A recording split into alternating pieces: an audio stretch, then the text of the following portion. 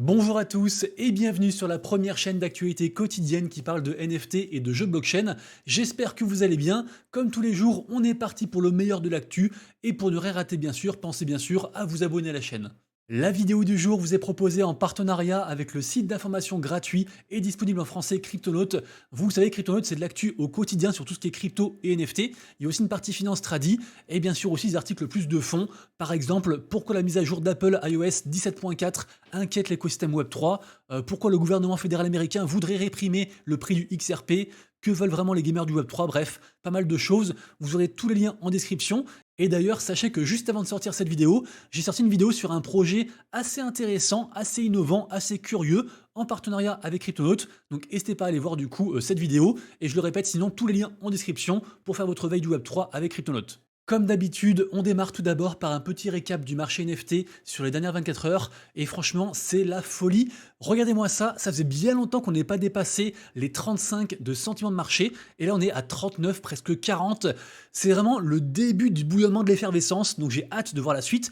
Dites-vous que l'indicateur, c'est jusqu'à 100. Donc on est encore loin, bien sûr, des plus hauts qu'on va connaître pendant le bull run. Des volumes, du coup, égaux à 66,1 millions. Donc également aussi en augmentation. C'est en dollars. Et Blue Chip Index à 5600 ETH de market cap.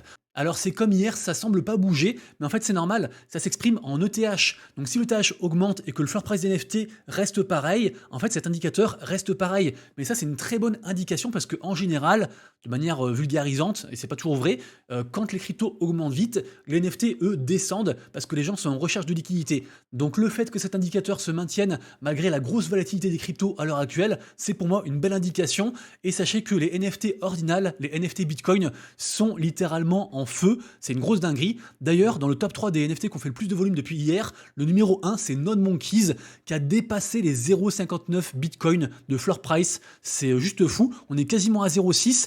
0,6 BTC, c'est beaucoup d'argent, c'est assez incroyable et c'est pas le seul. Sur les NFT Bitcoin, on a plein de collections qui explosent, notamment les Puppets. Bitcoin Puppet et aussi Puppet Maxi Biz, qui est un mix entre Bitcoin Puppet et entre Ordinal Maxi Biz. Et d'ailleurs, petite digression par rapport à cette collection-ci, Puppet Maxi, il y a quand même un mec qui a fait ce qu'on appelle un fat finger, c'est-à-dire qu'en gros, il a eu des trop gros doigts, finalement, il a appuyé sur une touche, une mauvaise touche, et finalement, il a acheté du coup un NFT à 0,2 BTC à la place de 0,02.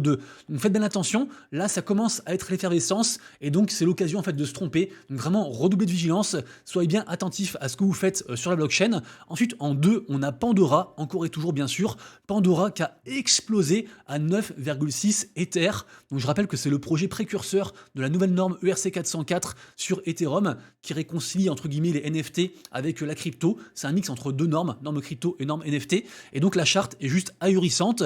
Les autres projets NFT ERC 404 ont du mal, mais Pandora ça cartonne encore, c'est vraiment fou. Et en troisième position, on a CryptoPunks à 59 Ether. Bien sûr, c'est la collection NFT, je pense, la plus safe de tout l'écosystème, si on pouvait dire que les NFT sont safe.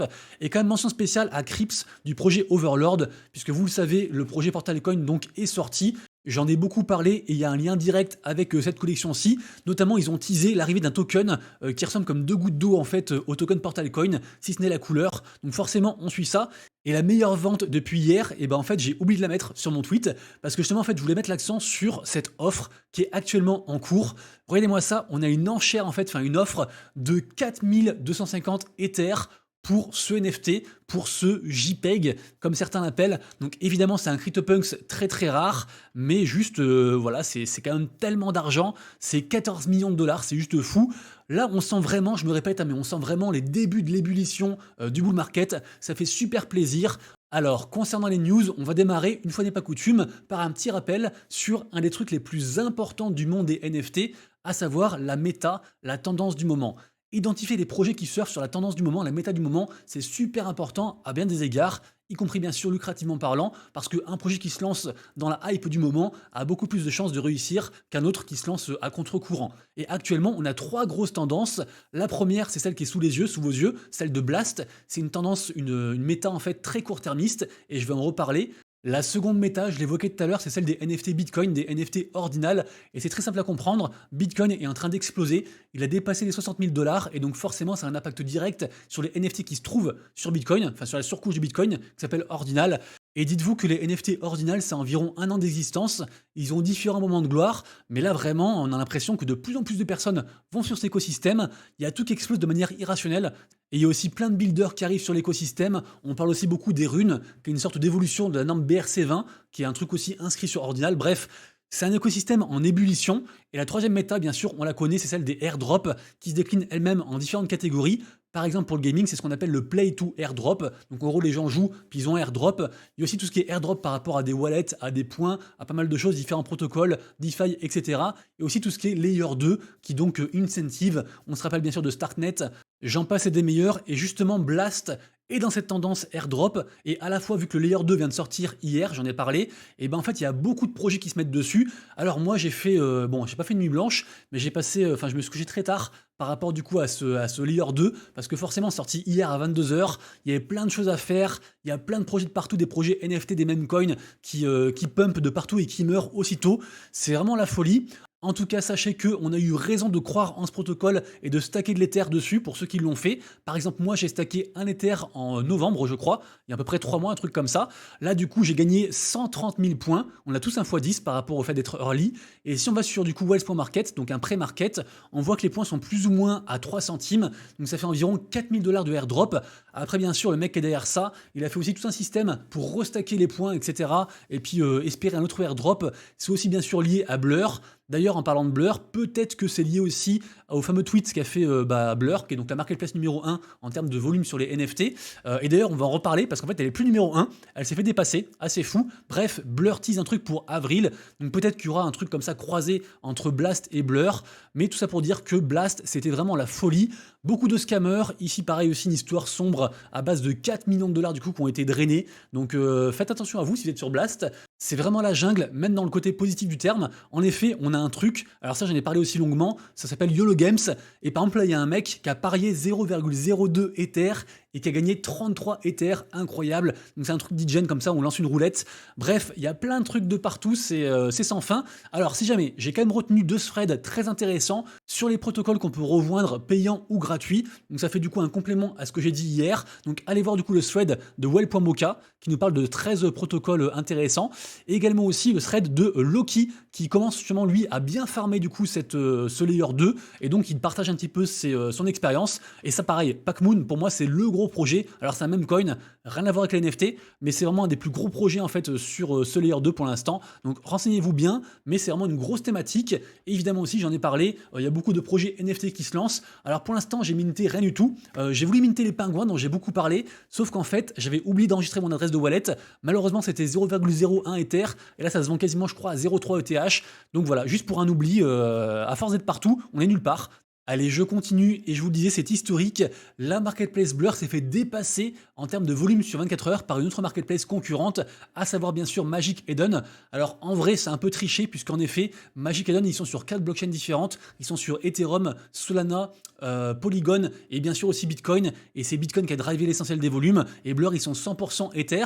Mais en tout cas, ça faisait bien longtemps que c'était pas arrivé. Donc ça reste un truc bien sûr à fêter, à festoyer. Sachant que Magic Eden fait vraiment un très joli travail actuellement. Ils ont réussi à réconcilier les créateurs des collections NFT avec du coup une marketplace et en plus ils incentivent autour de ça. Donc vraiment leurs chiffres sont incroyables et je rappelle qu'on a un bel et gros événement qui arrive très bientôt puisque en gros les gens qui sont fidèles à Magic Eden ils gagnent du diamant et grâce à ça en fait on aura un airdrop de token NFT un jour et donc le gros événement c'est quoi? C'est pour le 13 mars les OG, donc tous les gens en fait qui ont fait du volume depuis 2017 sur les NFT et ben, vont pouvoir en fait récupérer comme ça du diamant. Donc j'imagine qu'ils vont aussi coupler ça à un gros événement, peut-être à Mint ou autre à surveiller, mais franchement ils font du beau boulot et peut-être qu'on va enfin être récompensé pour du coup le fait d'avoir été là depuis si longtemps et c'est ce qu'on aurait attendu de la part de OpenSea qui nous a jamais rien donné. Donc voilà, j'espère vraiment que Magic Eden va réussir son pari. Et d'ailleurs aussi, très intéressant, on a un mint en partenariat avec Magic Eden. Ce sera donc lancé sur le Launchpad. C'est pas n'importe qui fait ça, c'est CryptoSlam. Et CryptoSlam, en fait, j'en parle souvent parce que j'utilise ce site tous les jours pour les datas.